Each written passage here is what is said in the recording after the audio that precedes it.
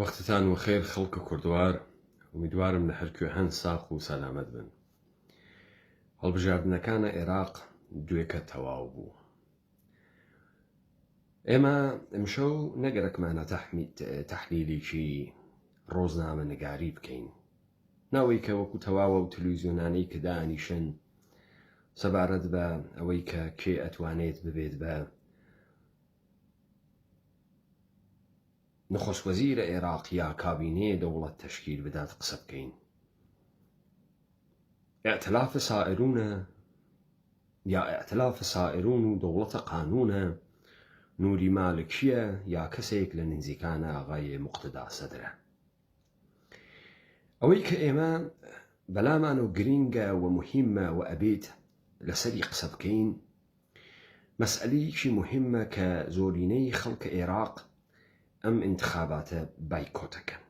خەڵکێک کە بە گوێرەی تەبلیغاتە دنیای غەرب لەژێر دەسە ڕژیمێکی مستەبدی دیکتاتۆری وەکو سەدام حوسێنە کە نەمایشێکی کارتۆنی لە انتخابات و هەڵبژاردنە کرد، هاتە دەرەوە تا تەجروبەیە دموکراسی بکە. دموکراسی مەفهومی جادویە عەسر جەدید، مەفهوم جادویە عەسر مۆدرنیتە و تقریباً ئاخرین مودەلە ئێرائە بووگە لەلایەنە متەفەکرینە دنیای غەرب بۆ شێوەی ئیدارەکردنە ستەیت یان دەوڵەت و بەستنەوەی خۆیان بە سونەتە دموکراسیە یۆنانی و منتەسەبکردنە دنیای غەرب بە سونەتە فکریە یۆنان. ئێمە ئەمڕۆ گەرەکمانە مەقولەیەکی تاریخی بەحس بکەین. ئێمە ئەمڕۆ گەرەکمانە ڕەوەندێ بەحس بکەین کە ئەکسەریەتی ئێوەمانان کەسانێک کە لە تەمەنە منان جوانترن، گەنجترن، ئەم تاریخە ناناسن، نە دیگیانە، نە هەستیان پێکردگە، نە ئاشنان پێی. پس من سەرەتا ئێژم کە ناڕۆمە سەر ئەوەی کە چەندێکی پێئەچێت تا دەوڵەتە ئێتلاف لە عێراق دروستەوێ، لە 350 خوردەیەک کورسیە پارلەمان کامە ئێتلاف ئەو توانەی هەست کە بتوانێت لەگەڵ دیگەرانێکی ترا ڕێ بکەوێت و بتوانێت دەوڵەتی دروست بکات، تا چەندێک عێراق تەجروبەیە بێدەوڵەتی ئەکا بمێنێت.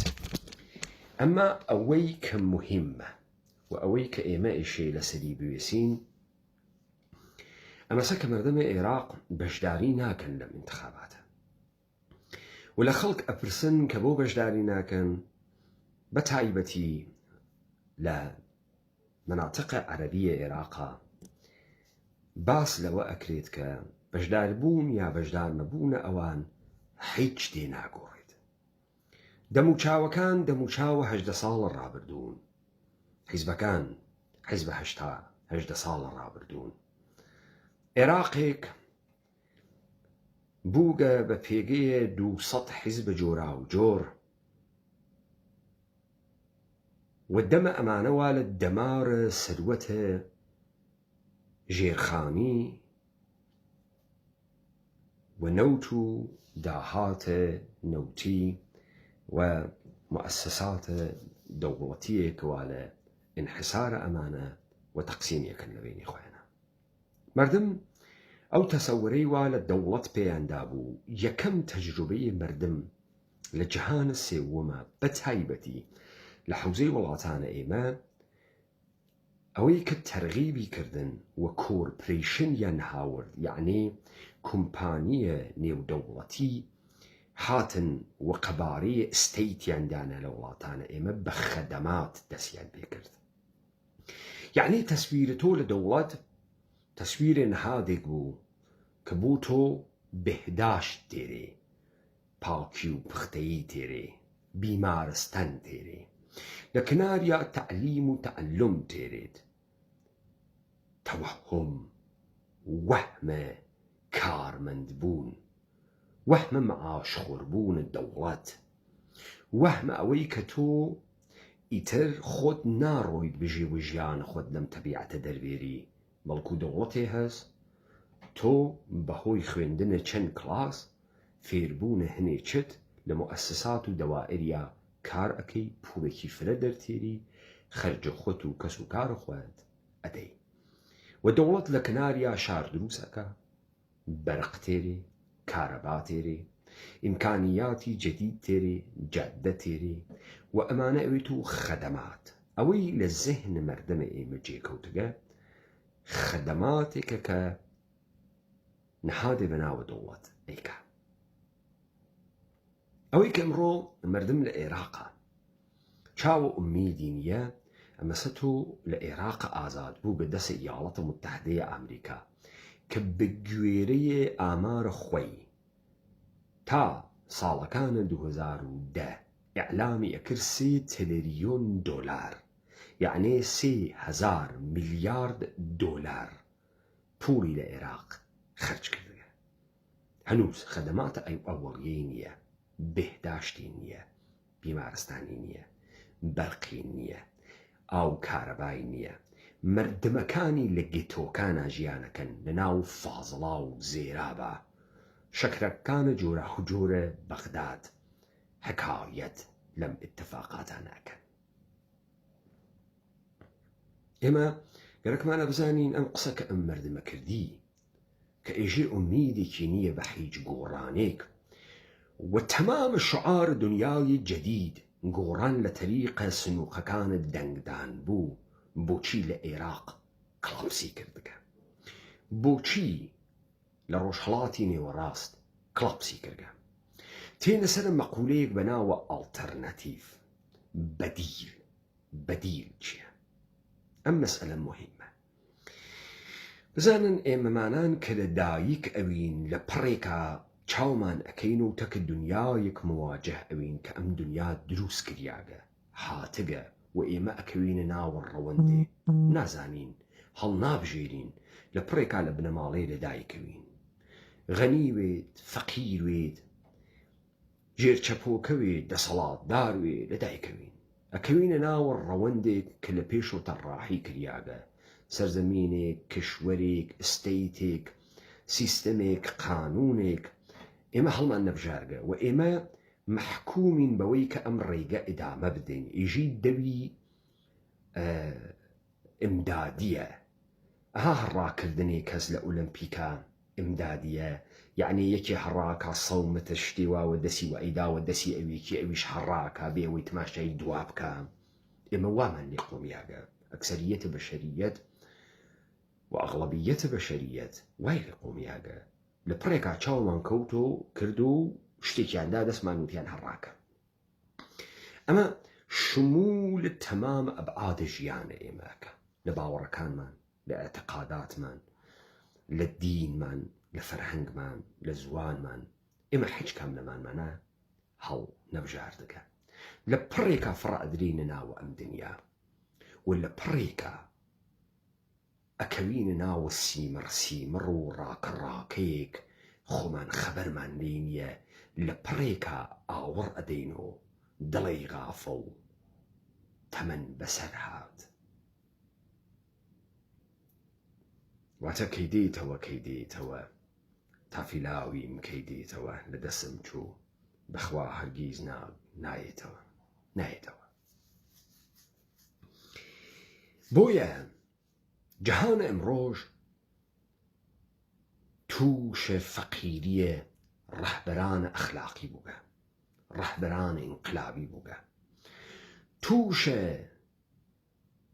خەلەئە گەورەیە معلمینە گەورەیە بەشەری بووگە بەشەر ئەمڕۆژ کاولترین بەشەرە معمولاً ئێمە فکر ئەەکەین حماقەت یعنی نەزانی وا تعبیر ئەکرێت و کاورا سەوادی نییە بۆیە ئەحمەقە دەرسوورەتێک وا نییە بە هەر میزان ئێمە تەکنۆلۆژیمان ئەڕواتە سەرۆ جەوامعمان پیچیدەترەون حماقەتیشمان پیچیدەترەوێت بۆ معنaa نییە کە تۆ نازانی بۆ معنaa نییە کە تۆ نەتبیستکە بۆ معنaa نییە کە ئەمە شتێکە لە نەزانین و تێ و تۆ بە خوێندنەوە فێر ئەویت. ئێوە لە تەی ساڵان ڕابردوو بە ئاشنابوون لەگەڵە مەتنە ئاخێزە کوردەوارە سەربەخۆ لە پرتەوبۆڵەهایەکا کە ئەیبیسن لە نەیارانە ئێمە و ڕەقیبانی کە شکستیان خواردگە و دەموچاوە قێزەون و وەرشکستیان لەلایەنە ئێمە دەرخلیاگە ئەم قسە ئەکرێ. قسەکانە پەیمانە حەیدەری شتێکی تازە نییە. پەیمانە حەیدەری ئیدعای کردگە کە ئەم قسانە لە ژێرە ئەم گومبەدە کەبوودە و لە ژێرە ئەم هەتاوە حەجێکی تازە نییە. ئەمە یەک ئەتفاق کەوتگە ئەوەی تێتە دەروونە من و ئەڕواتە ناوە ناخە کوردیم و لە ناخە کوردیە من تێتە دەر من ئەی کوردێنم. یعنی شتێکی مەولودێکی جەدید و مەوجودێکی جەدید تێتە دەرەوە و ئەم تەوانە لە وجودە هەر کەسێکا نییە. بۆیە مشەمەر لە سەرچاوەیە بیرە ئێمە نگاهە جەدید و کەلامە جەدید و مەفهومە جەدید تێتە دەرەوە. دەنا ئەم قسانە وێڵن لەم کتێبخانانە بڕۆن بخوێنەوە دابزانم لە ناخە ئێوە چی تێتە دەرەوە. لە ناخە ئێوە شێرکۆبیەکەس تێتە دەرەوە وا تەبلیغ ئەکا بۆ هاڕیانە مەردم. بەختیار عەلی تێتە دەرەوە. لە ناخە ئێوە ڕووناکبیرانە تێتە دەرەوە تەبلیغ ئەکەن بۆ تەسلیم بوون و کۆیلەبوونە ئینسان لە بەردەمە دەسەڵاتدارانە نەبینراوە نظامە سوڵتە. تەسلیم بوون لە بەرامبەر نورمەکانە جەهانە سوڵتەیەک کە تۆ تێیە هیچ نیت. تۆ تێیە هیچ نیت. ئەی بۆ لە دەروونە ئەوان شتێکی تر نەهاتە دەرەوە. بووگە بە درێژاویە تاریخە معاسرە ئەم کوردە قەومی ئیتنیکیە دانەیەکی تر و جەریانێکی تر وەکو ئاخێزە کوردەوارە سەربەخۆ نەهاتە دەر، وەکو سەریارانە ئاخێزە کوردەوارە سەربەخۆ نەهاتە دەر. بۆ نەهاتە دەر؟ بۆ نەهاتە دەر؟ ئەمە سوالێکی گەورەس. بۆ تەمامە ئەوانەی وا قسەکان ئاخێزە کوردەوارە سەربەخۆ ڕەوەندە کۆنە فاسدیانی نابود کرد و لە کناریا گوریزێکیان نییە و ڕێگەی دەرچوونێکیان نییە ئیلا ئەوەی کە دەست بگرن بە گورێسە مەفاهیمە ئێمە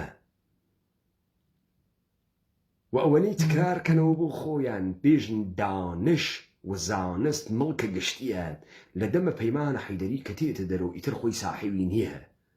ئێمەش وامان وتکە خۆ با تۆ ساحێوی بیت، با تۆ فکر بکەی هەنە تۆس. وەلێ من لە دیبەیتەکانە کاتە ڕفراندۆمە کارتۆنیەکەی مەسعود بارزانی وتم خەیلە مەردم ئەوەڵ دەفعە ئیگنۆر و ئینکارت دەکا بەرەبرە کە زانی فەزاکە شکیا و تۆ دەسەڵاتە گرت و قسەکانە تۆ ڕووی خۆی ئەکا بە مالکی سوار ئەوێ. بۆ حەکایەتە لە کلی لەو دەمنەیە جەعلیە ئێژێ کەروێشکێ سوار گوێ درێژێک و خەریک و ئەڕی ڕێوی گەیی پێی وتی منیش سوارکە فرە هیراکەم خوای شەلێکم. کەروێشک حەزەری بوو لە ڕێوی، بەڵام دوای ئیسرارە ڕێوی سوار کرد. ڕێوی کە سوار بوو وتی چ گوێ درێژە خاسێکت هەست تۆزێ ڕوین. ڕێوی وتی گوێ درێژەکەمان چە خاسە. کەروێشکەکە گوێ درێژەکەی وێسەیاند وتی داوەزە کاورای کاول داوەزە. وتی بۆ؟ وتی تۆ سوار بوویت وتت گوێ درێژەکە چ خاسە ڕوا، ئیستە ئێژی گوێ درێژەکەمان چ خاسە ڕوا، تۆزێکی تر بڕوا ئێژی گوێ درێژەکەم چ خاسە ڕوا و من داوەزێنی. بزانن هەر ئەو مردمەی وا ئەمڕۆ باشوور و پاشوور و ڕۆژهەڵات و ئەمانە فێروگە تکراری ئەکاتۆ دەمە قۆپانە خاتە پێی و هەڵە خاتۆ وەکو ئەنتەر هەڵە پەڕێت و ئەمانەی کردگە بە کوردایەتی. هەر ئەم مردمە گوێ لە مەستە کەسانێ بوون کە ئەمانیانە پێوتن قسە لەمانە فێر بوون وەختێ مەتنە ئاخێزە کوردەوارە سەربەخۆتێکیا ڕوبڕوو ئەون وەختی فەسادە ئەو جەهانە ئەوێنن تەبیعەتەن فێرە قسەکانە ئاخێزەون و بۆیە ئیستا مەردم ئەکسەریەتی وەکو ئێمە قسەکە ئەوەی کە ئەوێنن تو لە حیزبی و بەچکە خائین بەرەبەرە یەواش یەواش کە ئەنەهوو ماس نییە بەدەمیان و دیار بێ ئاوڕ ئەدەنۆ دەلیلی هەر ئەوەسە گەرەکیانە شکستیان خواردگە لە ڕوبەری عمومی لە خەڵک گەرەکیانە خۆیان سوارە داستانەکەکەن وەکو ڕێویەکە بێژن گوێ درێژەکەمان شتە خاسێکە و ئەم قسانە گشت کەسی ئەیزانی و قسەس و گشت کەسی ئەقلێ وا لە مێشتیا و خوا هەڵی ناگری و هەرچی بەشەرە ئەقلیەس و خواوە ئەندازی کافی پێی داگە و ئێمەش ئەمان زانی و لە سوچی گیرفانی شەواڵەکانمانەوە ئەو ڕۆژە و لە ماڵەکە و تەکی ڕفێقەکانما و ئەوانە قسانمان نەکردگایە ڕازەکە وەلی پیاگ نەبوو بیری تێسەری جوانی تا پەیمانە حەیدەری و ئاخێزە کوردەوارە سەربەخۆ و یارانە ئاخێزم فەزایە نەشکاند بۆ ئێوە جورئەتتان بوو تەماشای ئاینە بکەن خۆتان بوێنن بۆ ئێوە زاتتان ئەکرد و پێش دەرکەی فاسد بێژن تفەنگچی ئێوە گشتان بە دیارە تەسویرە پێشمەرگە و هەڵەقنین و ئەم فەزا یارانە ئاخێز شکاندیان ئێستا تێمە سەرە تەحلیلە ئەوزاعەکە ئەمانە ئارشیڤەگرێ و لە تاریخێکە ئەمێنێتەوە بۆ مەردمێک وا بێ ئارشیڤ گریە و یەک جملە لەم جملانەی کە من ئێژنی ئەگەر کەسێکی تر 100 ساڵی پێش بیوتایە ئێستا من کردبووم بە کراسەکەی عوسمان مینبەر بە مینبەرم گەڕاند بەڵام نییە و نەکریا ئەوەی بەجێمە نەزۆکی بوو ئەوەی بەجێمە کۆیلێتی بوو ئەوەی بەجێمە مەفعولیەت و ئۆبژەبوون بوو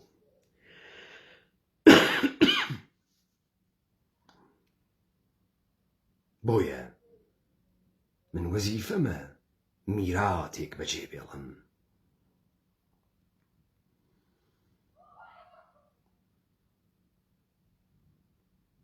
لە کەسێک پرسیان معنای ژیان چییە و ئەو وەڵامی داوە کە معنای ژیان لە ڕەوابەتە بین ئینسانەکانە تێتە دەرەوە بە هەر میزان وجودە تۆ بۆ مەردەم مهم بێت ژیانە تۆ معنایی هەست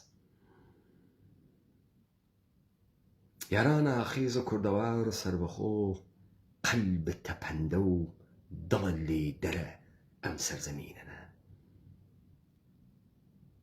ئێمە ڕۆژ نییە خەڵک تەماسمان لەگەڵا نەگرێ و نگەرانە وەزعیەتە ئاخێز و یارانە ئاخێز نەبێت کە ئەم کوردە بێپەناوێت بێزوانەوێت ئەمان نەوت با بمێنێتەوە بۆ تاریخ ئەمان وەوت بۆ ئەوانەی وا لەم کاولستانە گشتیان دووزەلەی حاکمیەت و بەردەیی و کۆیلەیی و کاولی ئەم سەرزەمینیانە لێ ئەدا و ئێمە بووین کە ئەم فەزامانە شکاند و لە ئەوانمان کۆ کردۆ سوێ دووسۆ سعی نەکەن مسادرەی بکەن بە ناوە خۆیان وەختێک ئێمە سیمرمانە کردو لەگەڵ دوژمنانێ وەکو ئێوە دەستە و یەخەبووین و ئێوە لە عنادی و لەو پەڕخیانەتە خۆتانابوون ئەوە ئوستواری و مەردانگی و شۆڕشگیێڕی ئێمە بوو ئێوەی بردە دواوە ئیستە کە فەزاکەتان لێ شکیاگە ئاوەڕ ئەدەن و جێنەمێنێن و ئەمما بێ مەسەرە ئەمەی کەم قسانمە کرد ڕەبتی هەست بە دیبەیتەکەی ئەمشەو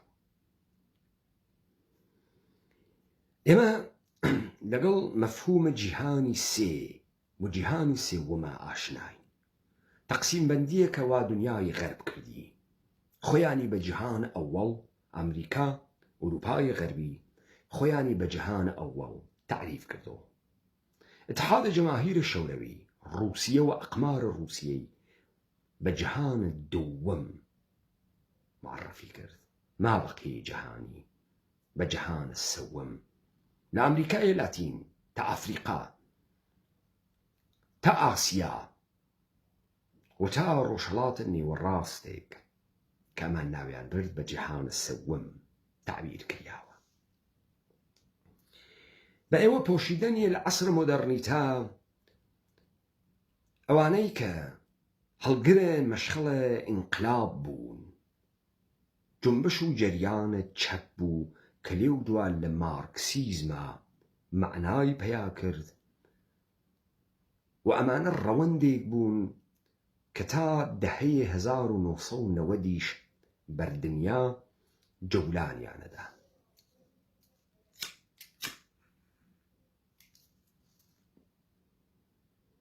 من گەرەکمە کۆڕنۆمەتری بەحس بکەم کە لە سەرزەمینە ئێمە چه ئیتتفاقی کەوت بۆ مردمە عێراق ئێژێت بەدیل نییە، هەج ئیتتفاقی ناکەوێ دەنگ نادەم. چه بەدیلێک بۆ مردمە عێراق مەوجودە؟ مردمە کۆرپۆریشنە ئانوسیە ئێرانی چی؟ مردمە کۆرپۆریشنە یەهودە عێراقی چی؟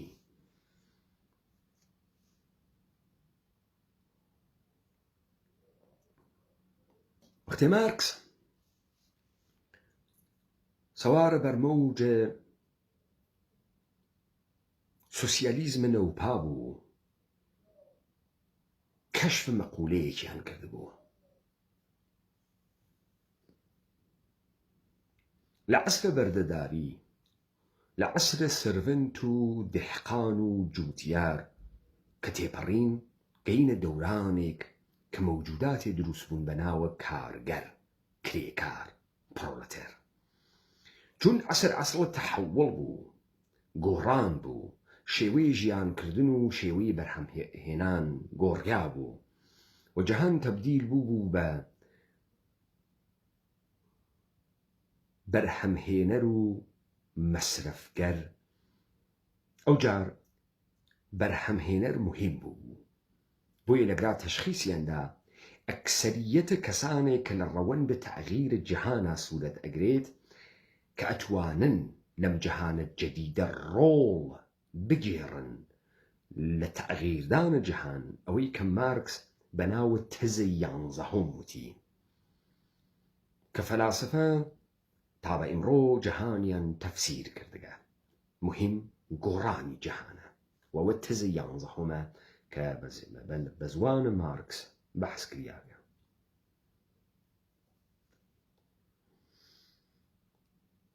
پس کەشف مارکس یا سۆسیالیستەکان چ بوو و کۆمۆنیستەکان؟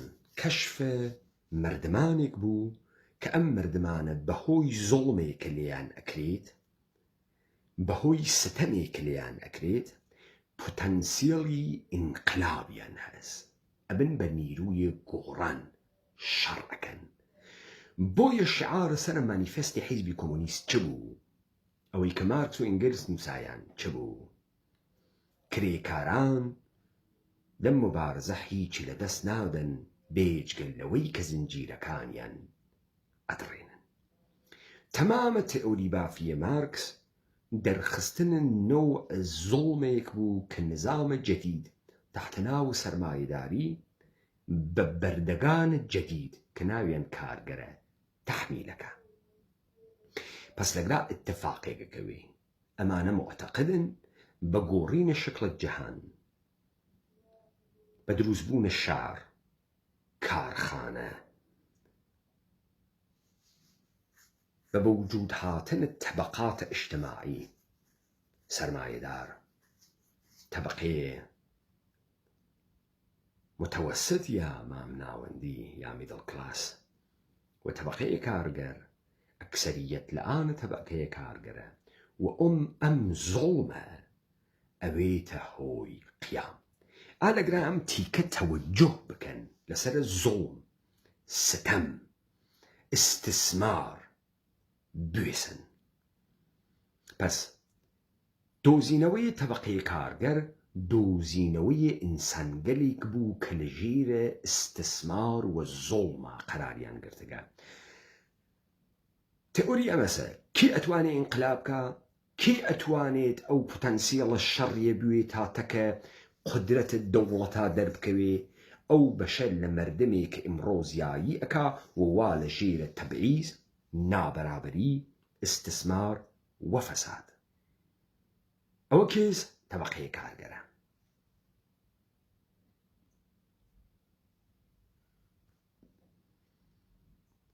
لەگەڵ پڕەساندنە ژیانە شاری، لەگەڵ اتفاقاتە جۆرا و جۆرێک لە دنیای غەربا ئەکەفێ، بەرەبەرە تەبەقەی کارگەر لە شکڵە منجی دەردێت. تەبەقەی کارگەری تر منجی نییە. چه اتفاقێک ئەکەفێ لە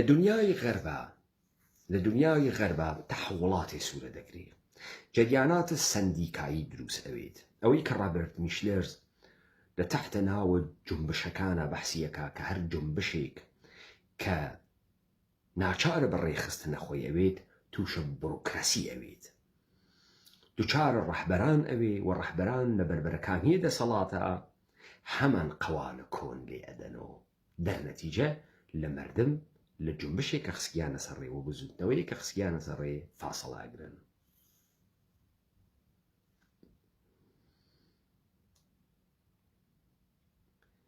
من کۆنهە کەلامەکەم وا لە بیرە، بەڵام با جواوە ئەو کەسەیش بدەم کە ئیسەک گوێ ئەگری هەر بۆ ئەحترامی کە بەرامبەر بە بیسەران دایئەنێم. کاکی برا، تۆ فکرەکەی من کوردی قسە ناکەم.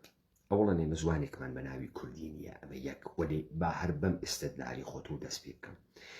لەحزەیەک لە خەڵوەتە خۆتا بفکرە، بیری لێ بکەرەوە، بزانە تو چەنی ئەم قسە ئەیکەی لەسەر عەقڵ ئەیکەی. کاکی برا، ئەوەی کە تۆ لە من تێناگەی دلیلی من نییەم، دلیلی ناتەوانی خۆتە. دلیلی ئەوەسە تۆ ناتەوانی، زوانی کە فێربووی سەقەتە. ئەو زوانە تۆ فکرەکەی زوانە کوردیە و لە دایکە فێربووی زانستێک خیاڵێک نێنە پشتیا، بۆیە تۆ مەفاهیم و وشەت نییە. تۆ تێناگەی لە من. دنیای من و تۆ لەگەڵ یەکتریا فەرقەکە. بزانە نیچە بەوانەی وا واردە وادیە تەفەکر ئەون، بیرکردن و خیاڵ ئەون، ئێژێ کەشیشان و ڕیازەت کێش. و نیچە ئەلا ڕەخمە ئەوەی کە حەملەیان پێیەکە، ئێژێ ئەگەر ئەوانە نەوایەنا بەشەر لە ناو بەدەویەت و بەڕبەڕیەتە خۆیان ئەمە ئەوانن کە زوانە بەدەویە قەومی مستەغنی ئەکەن بۆ جیلە داهاتوو، بە خیاڵێک دروسیەکەن، بە دنیای ئینتزاعی کە تێرنی. بۆی تو هەنووز نافەهمی فەردا کەلەمەیە ئینتزاعی بەیانیە. بەیانی بەیانی ڕۆژە، فەردا فەردای ئینتزاعیە. تو هەنوو نافەهمی ئەمانە کوردین. تو هەنوو نافەهمی سەحر کوردیە، ئەما ئەم سەحرە سەحرە ئینتزاعیە. فەرقەکە تەکەبەرە بەیانە، خەیرە فەرقەکە. لە خەو هەڵسیان فەرق کاتەکە بێدار بوونا. بێدار مەفهومە ئینتزاعیە. تۆ نایفەهمی عەزیزم. گوناح نییە تۆ زوانە شوانی ئەزانی، بە ئەندازەی پەز و کاوڕ و دووگ و گورێس و نازانم 50 دانە ناوت بۆ گورێسەس. تەبیعەتەن تۆ زوانەکەت زوانە قەومی عەشیرەی شوانیە. خراویش نییە ها، لەگرا بەرتەریەکی تیا نییە، وەلی لەحزەیە فکر بکەرەوە. ئیمکانی هەست تۆ ئیشتباه بکەی، ئیمکانی هەست تۆ غەڵەت تێگەیویت.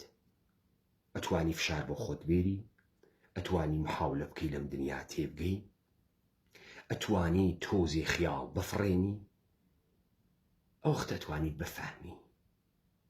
کاکی برا، ئەمە هیچ گەورەیەکی بۆ من تیا نییە و هیچ بچووکیەکی بۆ تۆ تیا نییە. بەڵام ئەگەر تێناگەی پێپەتی مەدە وەرە ناوی مەجلسێک خۆتی پێ ڕسوا بکەی، میزانت جەهالەت دەربخەی. ئەمە جەهالەت دەرخستنە کاکی برا.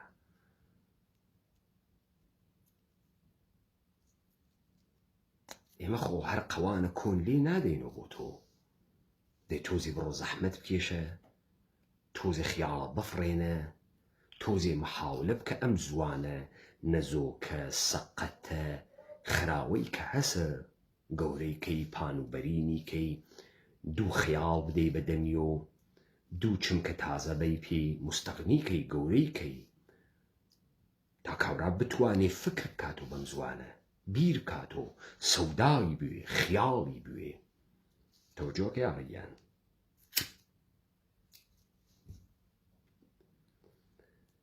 پس ئێمە لەسرە ئەوە بووین کە کەشفە تەبەقەی کارگەر بەم دەلیلە بوو کە ئەمانە ئەیانوت نیرویە کە ئەتوانێ شەڕکە قیامکە و ئەکسەریەت بگرێتە بەرەو نیرویە بەرهەمهێنەرێکە کە ئیستیسمارەکرێ زوڵمی لێ ئەکرێ بەشی ئەخورێ بێدەسەڵات ئەکرێ لە فەقر و فەلاکەتا دائەنرێت هەروە کە مارکس ئێژێ کرێکار ئەگەر ئینقلابکە بێجگە لە دەستدانە زنجیرەکانی حچێکی تر لە دەست نادا یعنی حچێکی نییە نە مالکیەتی هەز نە تەعەلوقی بەم دنیا هەز نە دەسەڵاتی هەز ئەمە توانێ قیامکە ڕەوەندە ئتفاقاتە ئوروپا و ئەمریکا نیشانی دا کە تەبەقەی کارگەر قیام ناکە بەحسم کرد ئەکەوێتە مەعامڵەتەکە حاکمیەتە ئەمە لەکوێ ئەوجی خۆی دەرەخا لەوەی کە ڕووناکبیرانە دنیای غەرب و چەپەکانیان لە مەردەمە دنیای غەرب و دموکراسیهای ماندگارە غەرب ناوەمێدەون ئینقلابە کلاسیک ئینقلابە لیبرالی کلاسیک سوورەت ناگرێ تا ئەقەلیەتە نیرویە چەپ بتوانێت لە بڕێ جێگا وەکو ئینقلابە ئۆکتۆبر سبقەت بگرێت و بتوانێت ئەم ئینقلابە بکا بە هەنەخۆی بۆ چون شەخصە تاجدار نامێنێت چون تزارێ وەکو تزارە رووسیە نامێنێ چهرەیەکی مقتەدر منفور کە تحت ناوە جبهەی ملی قیامی بەرعەلەی بکەی نامێنێ لە دنیای غەربە دەلیلە سوورەت نەگرتنە قیام غیابە چهرەی مقتەدر و کانونە اقتدارە بەکێ حملەکەی بە قانون ئەساسی بە مؤسساتێک کە تۆ نایوێنی بە کۆمپانیگەلە خصوصی بەکێ حملەکەی کێ عامڵەم زۆڵمەسە بەڵام لە رووسیا ڕاحەت بوو تزارە تزار شتە کەسیفێکە لە عێراق سەدام حوسێن شتە کەسیفێکە دە ئیستە گەرەکتەبەی لە کێ نوری مالکی مقتەدا سەدر کازمی بەرهەم ساڵح مەسعود بارزانی بنەماڵی تاڵەبانی بەی لە کێ گەرەکتەبەی لە کێ دیار نییە نازانی کامیانە ئەڕۆی بۆ لای بارزانی ئێژێ بەم گەردنمە فەسادی واتیە دروی واتیە دەخەڵی واتیە گشتی تاڵەبانیە ئەڕۆی تەلای تاڵەبانی ئێژێ ئەمانە هەرجاش و بن کرگزەردەکانی پارتی ئەڕۆی تەلای یەکگرتوو ئێژێ هەرتکیان خراون تێتە لای ئەمان ئێژێ ئەمان تێرۆریستی ئیسلامی مردمەکە ئاتڵ و باتڵ کریاگە حچێکی پێ مشخص نابێ پس لە غەربە ئیمکانە ئینقلاب موجود نەبوو طبقەی کارگەر بە ڕفاهێگەی تا حدودێ کەوتە مەعامڵەکردن لذا ڕووناکبیرانە غەرب دەستیان شۆرد لە طبقەی کارگەر لە جەریانە بزوتنەوەی دژە شەڕی ئەمریکا خوێندکارانە زانکۆکان و دانشجووەکانە ئەمریکا طبقەی کارگەریان طبقەی ئەشرافی ناسیۆنالیستەکانە مدافع ئەرتەشە دڕندەی ئەمریکا معرفیە کرد دەستیان شۆرد بوو لێن هەروواکە گرامشی لە مەقولەیە هژمۆنیا تێتە سەرە طبقەی کارگەر پس بە تۆرە کوردی دەست شۆریا لە جیهانە غەربا لە طبقەی کارگەر و طبقەی کارگەر نەبوو کە ئیتوانی ئینقلاب بکە چون سابەتی کرد ئینقلاب ناکە طبقەی کارگەر تووشە تەمبەڵی ڕخوەت حەلبووگی و حفظ موقعیت موجود بۆ دەستهاوردهای بچووکە حقوقە حەدە ئەقەلی و بیمەیە بێکاری و ئەمانە بوو لە دنیای غەربا بۆیە متەفەکرین و پۆست مارکسیزم تەواوە گرەوە خۆیان بردە سەرە چەندین جەریان یەک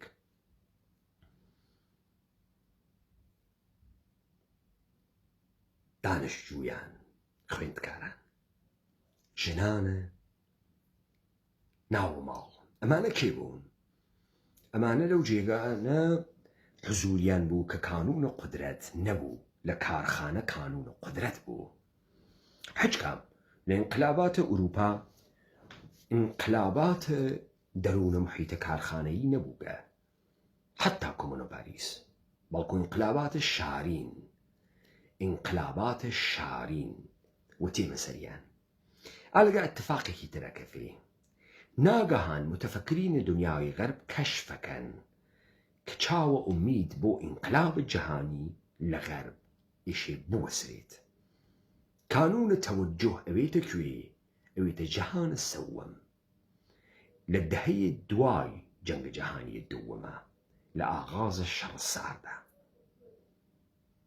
پس ئینقلاب ناکرێ لە ئەوروپا و جەهان ئەوڵ لەکوێ ئەکرێ ئینقلاب دەهەیە ئینقلاباتە دەهەیە شەست دەهەیە حەفتاد دورانە جەهانە سەووەمە ئەنچێ کە تەحتە ناو مبارزاتە ضد استعماری بەر عەلەیه ئیمپەراتۆریهای کۆنە استعمارگەر سوورەتەگرێ ئەنچە تەحتە ناو ئینقلاباتە اجتماعی لە دەروونە ئەم جەوامعە سوورەتەگرێ تحلیل ئەکسەریەتە متفەکرینە رادیکالە دنیای غەربە مەئیوس لە دنیای غەرب منجیانە جەهانە سەووەمن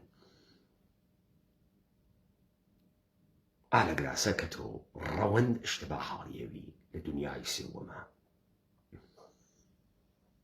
ئێمەمانانێک کە تەمامە بیر و بیرۆکە و تەمامە هەڵس و کەوتمان غەربیەک بۆمان دای ئەنێت و پێمان وایە خۆمان قەبارەی بیرکردنەوەمان نییە و ئەو ئێشێ بۆمان تێزدا بنێت ئەو تەمامە ئومیدی بە مەچەکە تۆ بەستەگە لەکەیە لە دەهەی شەست و دەهەی حەفتا و من تێمەسەری کۆڕنۆمەتری تێمەسەری و بەحسێک ئێرائادەم لەم زەمینە ئەمانە معتەقدن ئەوەی کە دنیای غەرب وا پێەکا عەسرە ئیستیعمارە دوران قەرنە شانزدەس کتابە ئیمڕۆ دەسی پێ مەوجود بووگە و بە تاراجە سروەتێک بووگە کە لەم سەرزەمینانە کریاگە هەر بۆیە ئەوەی کە باعەسە نابوودیە سیستەمە جەهانیە دنیای غەرب ئەوێت ڕەوەندە هەڵگەڕانەوەیە ئەم وڵاتانەسە وڵاتانە دەوروبەر و حاشیە جەهان ئەوڵ ئەمە خوێندنەوەی چەپە جەهانیە متفەکرینە ئاوانگاردە چەپە لە ئوروپا و ئەمریکا تۆ ڕەوەندە تەحوڵاتە ئەمریکای لاتینەبینی تۆ لەم دەورانە ئاغازە شەڕە چریکی ئەوێنیت بە ئیستثنایە چەندین وڵات کە تووشە شەڕە داخڵیەوەن وەکو یۆنان و وەکو بریتانیای کەبیر لە ئیرلەندا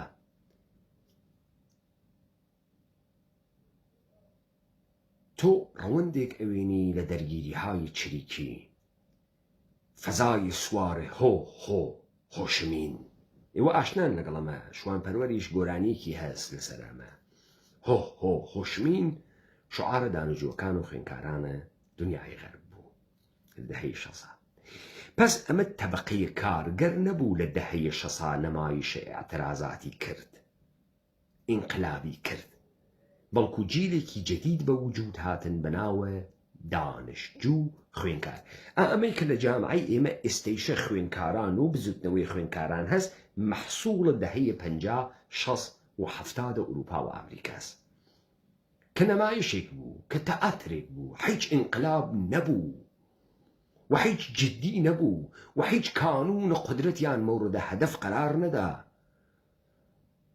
بزوتنەوەی مەی 1968 ئەیتوانی بەڕاحەتی ژنرال دوگۆل بێرێتە خوار لە پاریس حکوومەتە پاریس هەڵتەکێنێ بەڵام نەیکرد بەڵام دانیشتجویان و خوێندکاران تا ئەو حەدە نەڕووی بوون گەرچێ ژنرال دوگۆڵ ساڵێکی دواتر خۆی دەوڵەتی دانیا ئەوەی کە واقعیتر بوو لە دنیای جەهانە سەووەمە ئەساسە شۆڕشەکان ڕادیکاڵتر بوو وەیتوانیم ئومیدە بدات کە ئەم تاخیرە دروس أكا تو أمر وندا لتواو أفريقاويني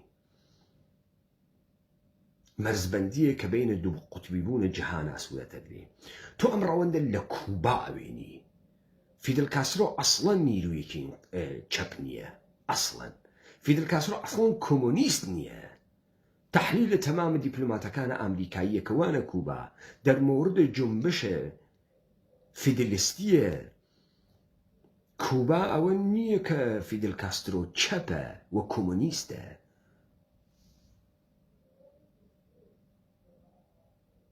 چون براحتي أيان تواني فيدل كاسترو لبين بوان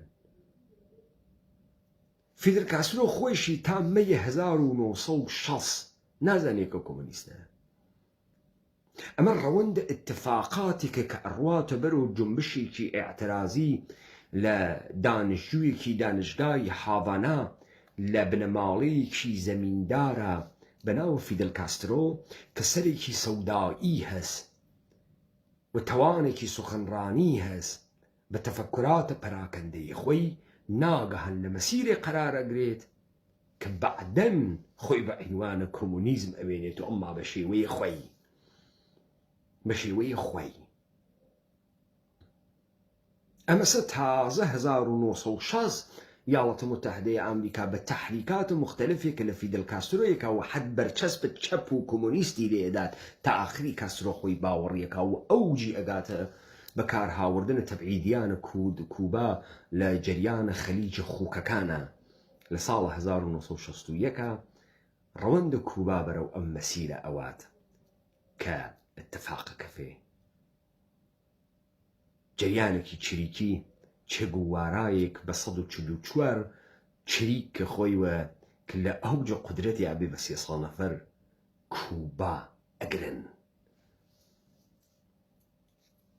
خب جنبشان مسلحه تر وكو جنبش شورشيان ملايا خیلی گوره تر بون بو سر نکوتن چونك لكوبا صو چلو چوار نفر چریک پشت باتيستا و ارزا ورجيم باتيستا أخا والتصرفيان أكا وكوبا لجيري بيانا كيشيتو جاء اتفاقية كفي هر أما أويتو زمين سازة أويكا لأمريكاي لاتين شرقرة شليكي دس بيكا جذابيتي هز انقلاب كوبا أنواع أقسام فاكتور جذابي هز قهرمان بروري رهبران الجوان الدانش جو كسالهای دوران جوانیان به ایثار بو انقلاب سرزمین و مردم خرجکن تلفيقتك موسيقية رامباو رام كوبايي وسيجار كوبايي ورقص صالصا موجيكي رومانتيكي انقلابي تشريكي لوزكات كهر بنكيكي بتشوكي كبرو كيوبسانكان أرواو لكيوبسانكان ولشاركان تيتا خوارو أما سكا بلا تشاو معنا بياكا وسرود بلا تشاو معنا بياكا أما أو فزاسة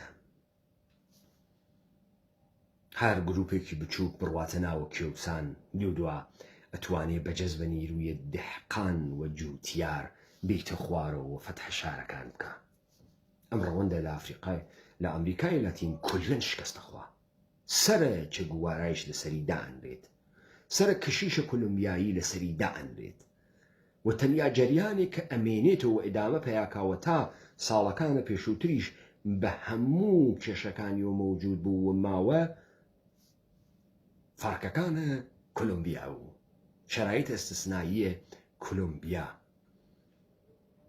وقنا قشتيان سركوب بون قشتيان دم كتكريان كودتا لدواي كودتا لدواي كودتا حكومة نظامية كان تغييرات الولايات المتحدة أمريكية كداي من أمر وند تاريخي بوبوي وبحثة كان أجر إيودي تان نسر زمين إيمن ناقهان روند تشريكي دسي بي كردو إديبون بيش دركو حليان خستو روندكي جهاني بو ودولتا كانت دخالتيان بو وكو واكسيناسيون كردن خوات وكو چي؟ وكو دروس كردن داعش تۆ وەختێ نیروی ئینقلابیت لە عەسر جەدیدا نییە، هیچ کانونێ لە مردمێ نادۆزیتۆ کە بتوانێ کانونە فشار و فەقر و نابودیەکەی سیستەماتیک سازماندەهی بکرێت، تئۆریزە بکرێت و بیکەی بە ساحێ و مەتن تا بوێتۆ هەوێنە قیامێکی جیهانی مەوجود نییە.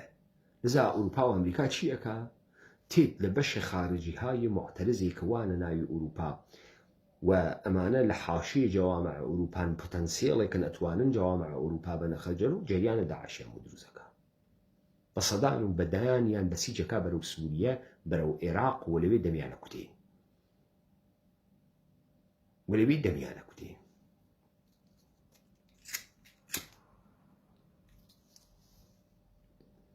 پس تۆ لەگرا ئەوێنیت ئەنچێک جەریاناتە شتێک تۆ تەحتەناوە پێش دەرکە و شاخ و ئەمانە ئەیوێنی ڕەوەندێکی تەقلیدیە بەرساختەس بۆ واکسینەکردن کە دەوڵەتەکان دروستی ئەکەن لەم جەریاناتە. لەذا تۆ نە کوردایەتیەکت هەست، نە نیرویەکی ئینقلابی کوردیت هەست کە هیچ تعبیرێکی لەم نەوە زوڵمەی کە بە کورد ئەچێت بووێت. ئەمە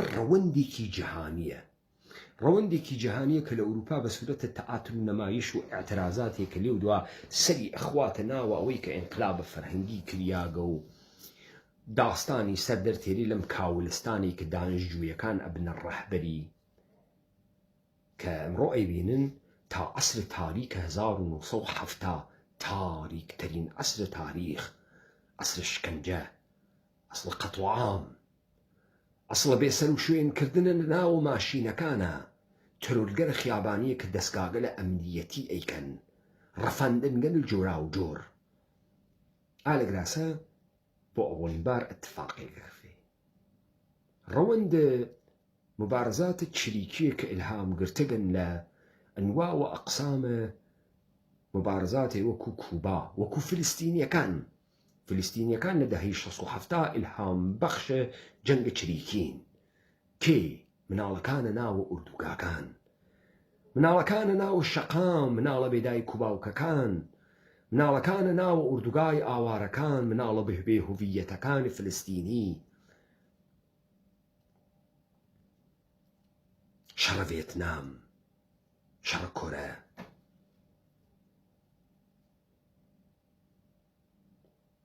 شەڕە کۆنگۆ و چهرەیە شەهیدە ئینقلابیە پاتریس لومومبا کە لەو دوا اتحادە جەماهیرە شەوروی دانشگایەک بەناوە پاتریس لومومبا 1960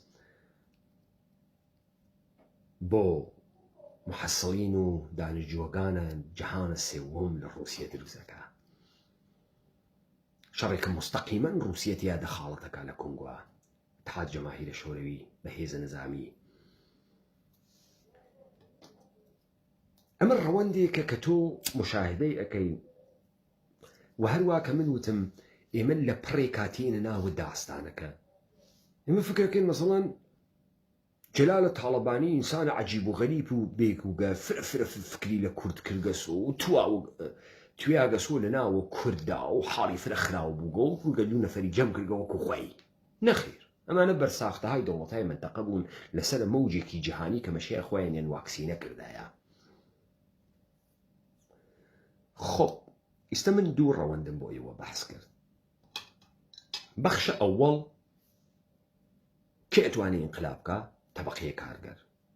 بعد ناومیدیە لە تەبەقەیە کارگەر، تەبەقەیە کارگەرێک کە حەل ئەوێ لە ناوی سەرمایەداریە و لێو دوا دڵخۆشکردنە بە دانیشتجویان، لێو دوای دانیشتجووەکان دڵخۆشکردنە بە ژنانە ناو ماڵ و دڵخۆشکردن لێو دوا بە هێزە پەنابەر. هێزە پەنابەر ئەتوانێت تەغییرات دروستکە. ئێستا دڵخۆشکردنە بە جیهانی سێوەم. ئێمە گەیگینە مەقتەعە 1970 تا 1980. ئەمە اتفاقێکە کەفێ هیچ کام لەمانە تەبدیلە بە ئینقلاب جیهانی ناون، هیچ کام لەمانە تا سیستەمە جیهانی لەبەید بوات. تەمام ئەوانیشە کە لە ژێرە شوعارە چەپ و کۆمونیزما کۆبووگنۆ، من جملە چین، من جملە اتحاد جەماهیرە شەوروی گەشتی خەریکە نیاتە خۆی تەعقیبەکە. چین ئەلا ڕقم شعارهای جیهانی خەریکە ئەهداف دەرونی خۆی ئەواتە بەرەوە و لەگەڵ یاڵەت متحدەی ئەمریکا و نەزمە جیهانیە هاوکاری ئەکات بە تایبەتی لە داهنانە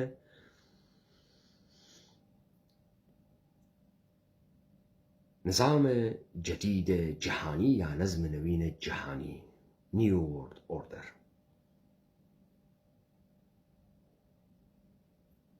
ئاغای دنگ چیاوپینگ ئەم ڕقابەتە چین و رووسیا حوزەکانی ڕواتە ناوە خاوەرمیانەیش تێتە ناوە ئەفریقا تێتە ناو کشوەرای جیهانە سەوەم قەرائەتگەرە مختلفە مارکسیستی تێتە دەرەوە ماویستی تێتە دەرەوە ترۆتۆسکی بازەکان تێرە دەرەوە و لە کەنارە ئەما لە دنیای خاوەرمیانە ڕەهبەرانت چەپێ تێنە دەرەوە تەحسیلکردەی دانشگاهای غەربی کە خۆیان لە مارکس فرە پێزلدرە کەسانێک وەکو ڕەهبەرانە حیزب تودە و کەسانێک وەکو مەنسوورە حکمەت و ئەمانی کە دەسە هەزارۆمێکن کە لەم خاوەرمیانە بێ ئەوەی کە حیج جەریان و جنبشێکی سیستەماتیکی سازماندەهی بووی چەپیان بوێت داعاکانیان لە مارکسیش فاسڵاگرێ ئەم ڕەوەندەسە سوالە گەورە لە جیهانە ئەمڕۆوە کێ ئەتوانێ ئینقلاب بکە جواب هیچ کەس کێ گەیەکان هەمجنس بازەکان تەجاوز پێکریاگەکان وەکو نادیا مراد کێ دانشجوو نییە و دانشجوو گشتی کەوتە ناوی بەنگ و حەشیش و سەکس و ئینقلاب جنسی و کێ ئەیکا کێ ئینقلابەکایی تر جیهانە سەوەم تەسلیم بووگە بە تەمامە مانە حەل بووگە تواوەسە و ئەوەڵەن فەیڵد ئستەیتەکان یەک لە دوای یەک قەڕگن کەوتنە یاری یەکتری مردم لە ناو مەسرفگەراییە لە ناو تەوەهومە لە ناو زاقەنشینیاوە لە ناو بێباوەڕیە خەریکە دەست و پەنجە نەرمەکە هیچ باوەڕێکی ئینقلابی موجود نییە هیچ طبقەیەکی اجتماعی موجود نییە کە قیام بکە کی ئینقلابەکە سوال ئەمە دەقیقە لە دوات و سەر سوالەکەی مردمە عێراق بەدیل کێس بەدیل چییە تەواو ئێمە گەیینە پایانە تاریخ فۆکویاماوتی عەسرت تەواوبوون تاریخ شتێ نەمایتر ژنان و هیچ غەڵەتێکیان نەکرد کارگەران و هیچ غەڵەتێکیان نەکرد پەنابەران و لە توول تاریخ بەشەریەتە ئەوەنەی ئەم دەورانە کە پەنابەر خوێڕیە پەنابەر خوێڕینەوەگە کاکە کاورە لە کاولستانە جیهانە سەوم دەرەچی نانی نییە بیخوا دەسی بە قوبچەکەی ئوروپا و ئەمریکا کە ئەدا وەسە خوای لێ دەرکەوتوێ بەس نییە سکێتێر نانەخوا ئێستەیشە لەگرا بە تمەن حساوی پوندەکە ئیستەیشە بە دینار پوند خەرجەکە باوەڕکەن یعنی پێی بێژی قاوەیە 4 پوندە کاورە دڵێت تەقی 4 پوند پوندی 36,000 تمەن 4 3 12 4 4 24 144,000 تمەن چۆن لە دەمە قاوەی لاوە خڕی یەکەم وی هەنێرمە ئێرانی دەمە ئاپارتمانی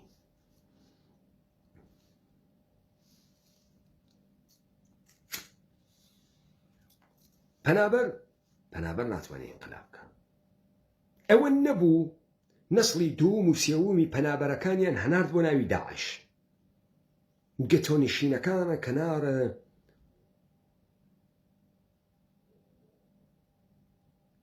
شارە گەورەکان ئەوروپا کەنیشکە 12 ساڵە و 14 ساڵە و 16 ساڵە و کوڕە 18 ساڵە گشتیان خۆیان تەقاندەوە دووری ئەکەنەوە ئینسانگە لە بێباوەڕ دروستکریا ئینسانگەنە بێ ئیدۆلۆژی و بێ ئارمان دروستکریا هیچ طبقەیە ناتوانێت منجیوێت هیچ تەیفێ ناتوانێت منجیوێت دەورانە قەڕنە 20 دەورانە ڕەهبەرانە پشتە میکرۆفۆن و ناوە باڵکۆن بوو دەورانە ڕەهبەرانە کاریزماتیک بوو عەسرە چەگوارا و ڕیشەکەی بوو کڵاوە لارەکەی بوو سیگارە بەرگە درێژەکەی بوو عسر انقلابی و ئیلهام بەخشی بوو، بەڵام تەبدیلە بە ئینقلاب جەهانی نەبوو و بە نەمایش بوو بە کارتۆن. عسر دەستگاه‌های ئەمنیەتی و نفوذە لەناوە جەریانگەلێکا بوو کە لێو دوا تەبدیلە بە شۆڕش شاری بوون. بەهای سەنگین ئەمریکای لەتین سەنگین بوو، بۆیە بریگاردەکانە سوورە ئیتالیا هاتە دەرەوە، بۆیە سەرنگونی ڕژیمە یۆنان هاتە دەرەوە، بۆیە سەرنگونی ڕژیمە قەوامدار پۆرتوقال هاتە دەرەوە، و ئەمە انقلاب پۆرتوقال بوو کە باعث ئستقلالە مستعمرات بوو، نەشەڕە مەردەمە گینەیە بیساو. 1975 مستعمراتە پۆرتوقال ئەتوانن استقلال بگرن.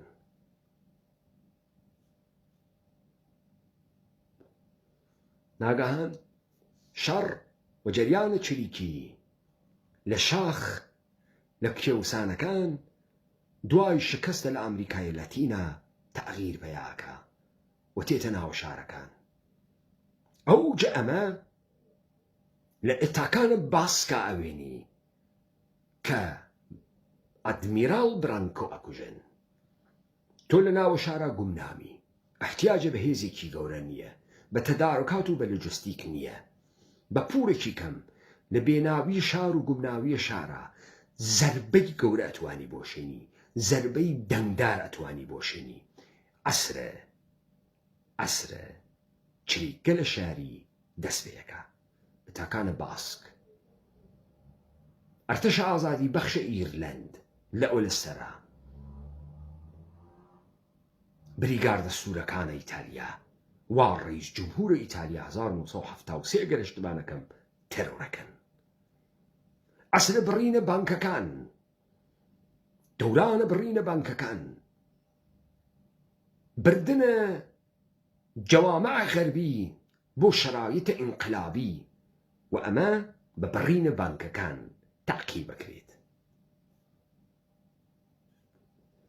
دنیای غەرب بە تەمامە قودرەت سعیەکە نفوذ کاتە ناوە ئەم جەریاناتە ژێرزەمینیە، بە قەوڵ خۆیان تەرۆریستیە، تا حەلیان کە، تا خونسایان کە، لە موسیقیە ڕاکیانەوە تا موسیقیە جازە ئێعترازیانەوە گشتیان هەکەکە، تا سەمبولگەلیان، نەمادگەلیان، تیشرتەکانیان، ڕیشەکانیان، کڵاوەکەی فیدل کاسترۆ، کڵاوەکەی چەگوارە. ئێمە وایە عەسرە بێباوەڕیە، جەهانە غەرقە ناوە فەلاکەتە، بەڵام کامە ئیدە، کامە گروپ، کامە جەریان منجیانە دنیای ئەمڕۆن. اتفاقات جەهان نیشانیدا بێجگە سێ ئەتحاد هیچ کامیان تەلاشێکی جەهانی نەبوون. اتحاد ئافریقا، اتحادیە عەرەب، و ئەوجە شکوفاییەکەی گەیە اتحادە مەسر و سووریە، و لە دوورۆ لە حاشیە یەمەن. اختلاف شديد رژیمە بەعس عێراقی تەکرد رژیمە بەعس سووریە هەر لە سەرامە، لە بین چوونە ناسیۆنالیزمە عەرەبی نابودبوونی شەکڵی نەگرت هیچ وەقت. مردمە عێراق بە چی دەسەوە سێویستە؟ چی تەغییر دروستەکا بۆ کاورای بەغایی؟ عروبە نییە، کۆمۆنیزم نییە، پرۆلەتەر نییە. چی گەی و لەزبیەنەکانە عێراق؟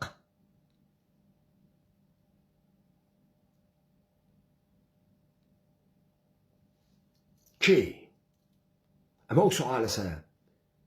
و حاکمیەتە عێراقی، نظامە سوڵتە، دەوڵەتە ئێرانی، دەوڵەتە فەشەلە ئێرانی وەکو باتیستا، اتفاق تاڵەبان ئەفغانستان گەورەترین اتفاق بوو کە زەنگە خەتەرێکی گەورە بۆ مفسدانە دنیای ئەمڕۆ لێدا. دەوڵەتە کۆرپۆریشنی یەهودە ئێرانی، دەوڵەتی یەهودە عێراقی، تورکی، سووری خەیلێ لەوە کاولترن کە ئێوە فکرەکەن.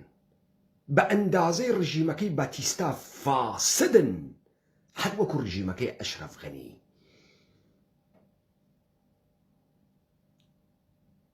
144 چریکە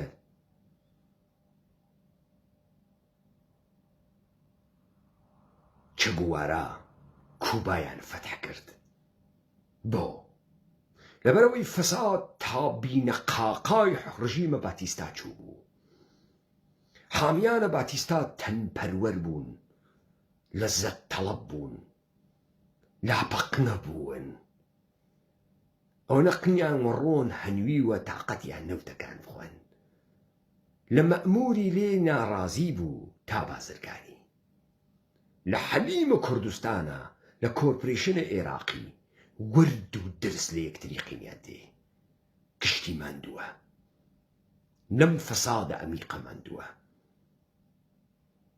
یەک نەفەر دفاع ناکا لە پەرچەمە عێراق و خاکە عێراق، یەک نەفەر دفاع لە خاکە ئێران ناکا.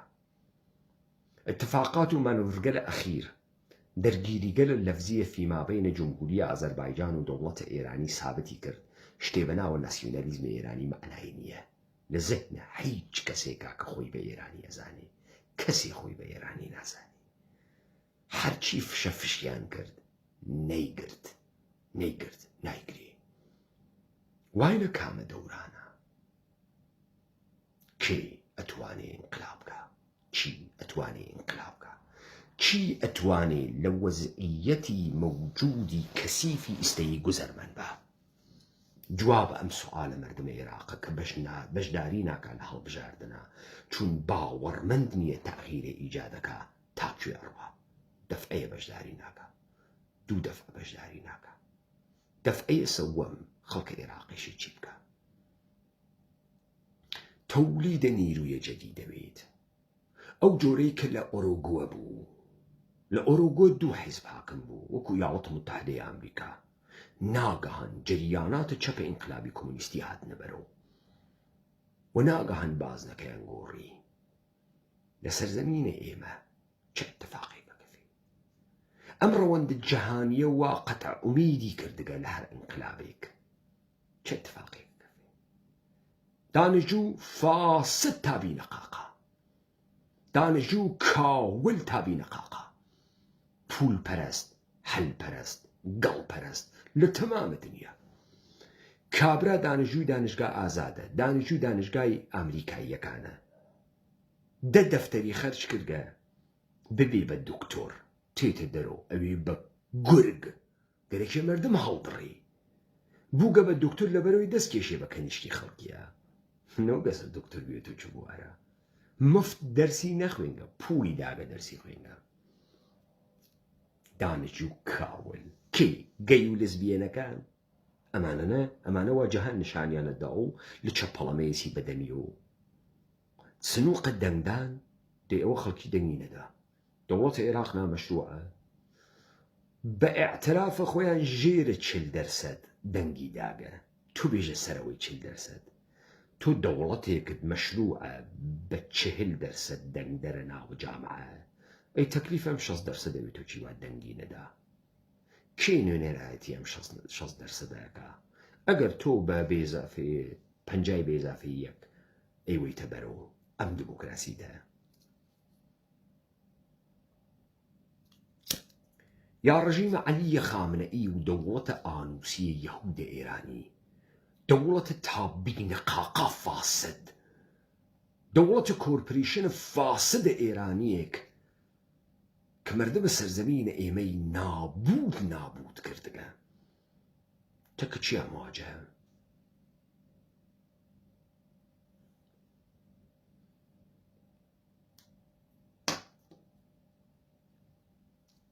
بۆیە ئاخێزە کوردەوار سەربەخۆ وتی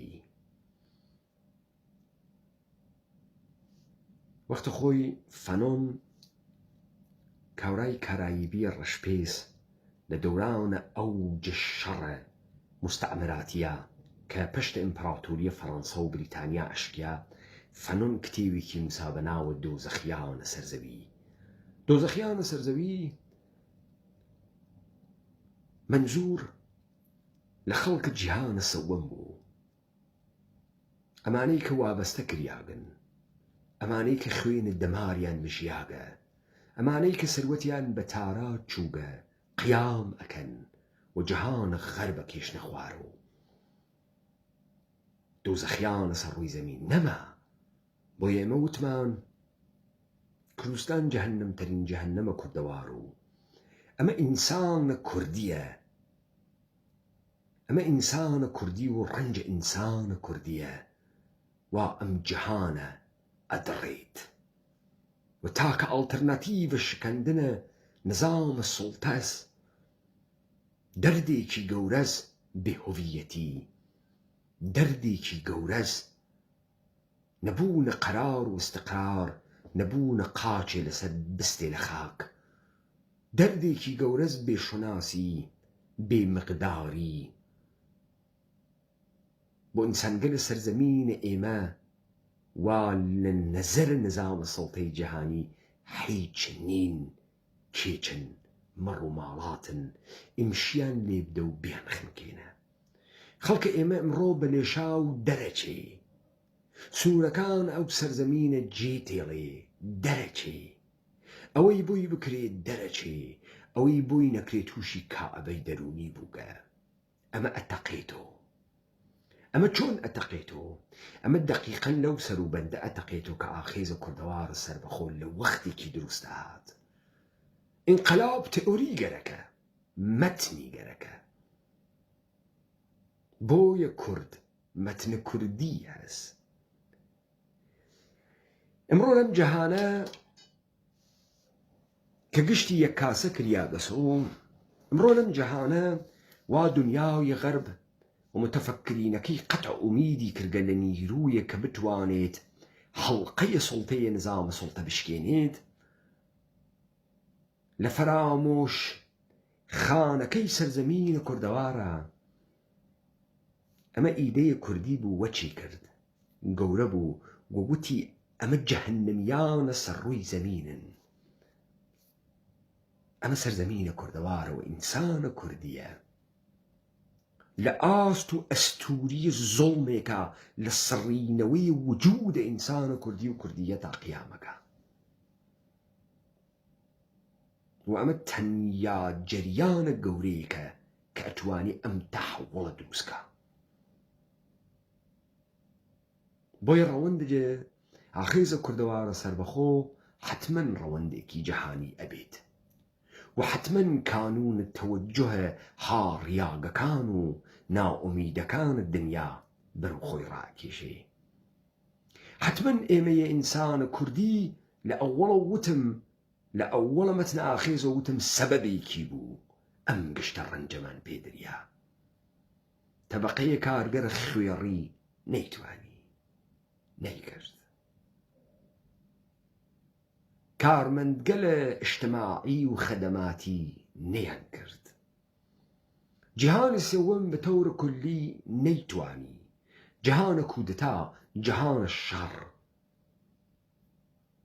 کارمەندگەلە سابقە نیروگەلە ئیستیعماری بوون و ژێنراڵگەلە ئەرتەش وەکو مەعمەر قەزافی، وەکو حافز ئەسەد، وەکو عەبدولکەریم قاسم.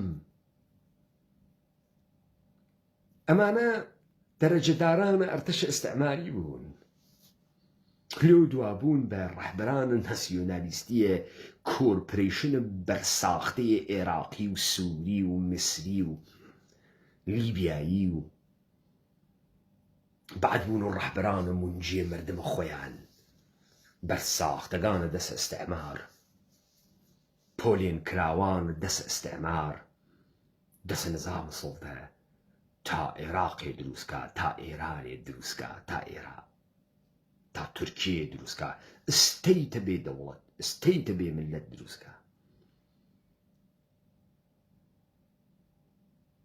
تەلاشە سیستەماتیکە نظامە سوڵتەی جەهانی و جودۆ کریستیانەتی بۆ سەڕینەوەی مطلقە مەفهومە کوردی.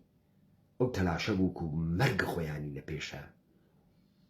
ئەگەر ئەمڕۆ دانەیە بەغاوی قاچی وا لە هەوا نازانێ دەست بە کێوە بگرێ سنووقە دەنگدان دموکراسی بروکراسی بەچی عروبەیشی خۆ نەما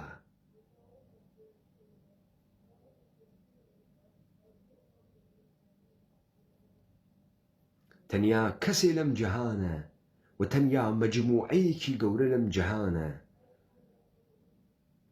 کە مەوردە ئینکارە مطلق و نابودیە مطلق بوو مەفهوم کوردیەتە